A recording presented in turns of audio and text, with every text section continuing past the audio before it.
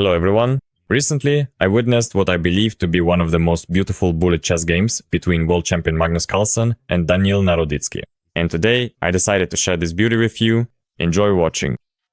So, in this game, world champion Magnus Carlsen is playing white and opens with the king's pawn e4. Daniil Naroditsky responds symmetrically with e5. Magnus plays d4, and already here he is questioning black's intentions in the center. Black captures the pawn, and Magnus recaptures with a queen. It's also worth noting that in this position, you could play, for example, c3, sacrificing a pawn but developing some initiative and pressure on black's position. Magnus takes, and then knight to c6. Black attacks the queen, so it has to move. Queen to c4. At first glance, c4 seems like a rather awkward square for the queen, but the computer approves this decision. Even though the game was played in just 1 minute. Knight to f6. Black is targeting the e4 pawn. White defends it indirectly and develops their knight to c3. Bishop to b4. The bishop attacks the knight, which is defending the central e4 pawn, and now threatens to capture it. So Magnus brings his bishop out to d2, so that if there's a capture on c3, he can recapture with the bishop. Casting. Magnus moves his king to safety on the queen side, since the white king side is still undeveloped. Rook to e8, creating pressure on white's central pawn. f3, defending the pawn on e4, and at some point preparing a plan to advance on the king side with d6. Black is preparing to develop their light squared bishop, and at the same time attacks white's queen. g4. Magnus begins offensive actions. Black attacks the queen, so it has to retreat. Queen to e2. Knight to d4. With tempo. Black places their knight on the central square and may soon play c5. Queen to f2, c5, f3. The champion asks the bishop about the seriousness of his intentions. And Daniil Naroditsky responds with a bold move. Queen to f5. The point is, after capturing the bishop, it seems white wins a piece. But that's not the case. Black gives a check. Knight to b1 is the only move.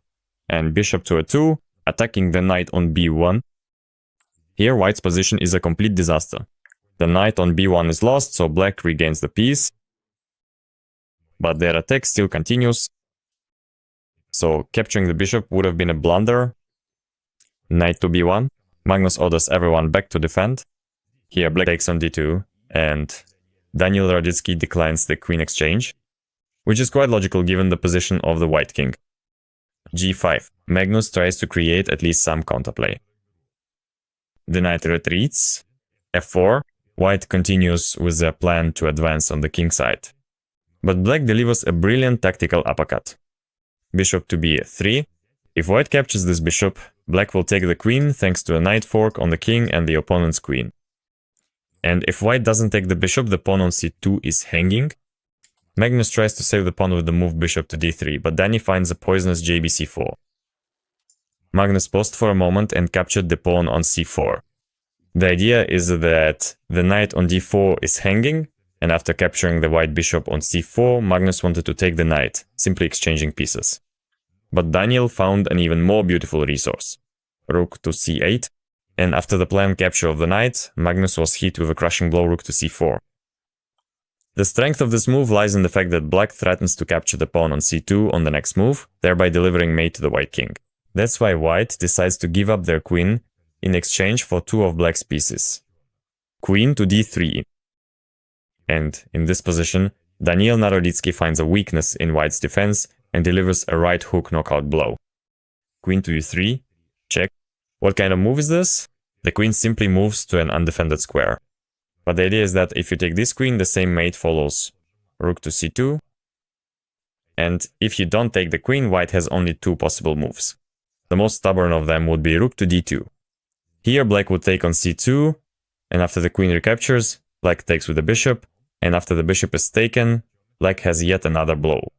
Queen to e4, check. Poking the rook on h1, which is undefended, and the king. Black wins. Now let's look at the second possible move for white. knight to d2. But in this case, black wins white's queen, since the c-pawn is pinned by the rook on c4. In the game, Magnus blocked with the rook on d2, and after the blow rook to c2, he resigned.